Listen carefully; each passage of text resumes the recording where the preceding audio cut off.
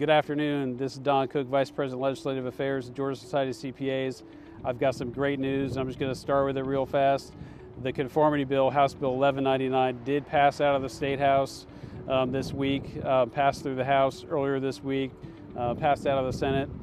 Senate agreed to the House version yesterday, and then Governor Brian Kemp just moments ago signed it into law.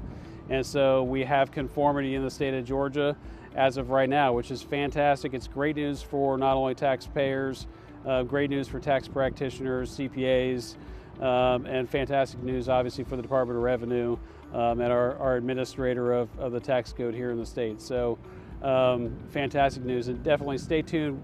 In our socials, we're going to cover this in a lot more detail, but at a very high level, I just wanted to let you know that the SALT cap was not addressed in this year's conformity bill. So the SALT cap federally is $40,000.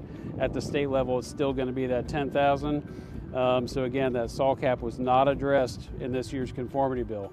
However, the tips and overtime also not addressed in conformity. So we are not conforming to the One Big Beautiful Bill Act's details on how how the feds are viewing tips and overtime. We are not conforming to that. So it's business as usual on tips and overtime here in the state. Additionally, one of the other points of contention had to do with the low-income housing tax credit. And for this year's conformity bill, we did conform, but for tax years 26 through 28, it has an aggregate cap of $100 million. So that's also really important information to share. And again, there's a lot more details to that, so please stay tuned to our socials. We're going to have links to articles and more information that's going to cover it more in depth. Another bill that was signed today along with House Bill 1199 was House Bill 1000, and that is our tax rebate legislation here in the state. This is a great bill for taxpayers. It does put much needed money back in their pockets.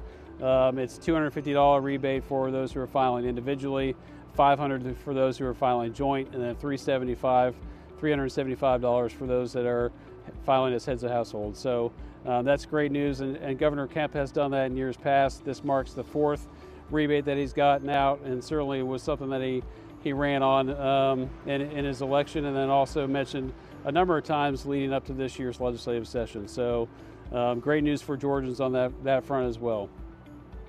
Outside of that, I just want to wrap up real fast and thank you for watching and tuning in to Don of the Dome. Very much appreciate it. As always, I'm your lobbyist, and I'm here to answer any questions, so please call me whenever you have one.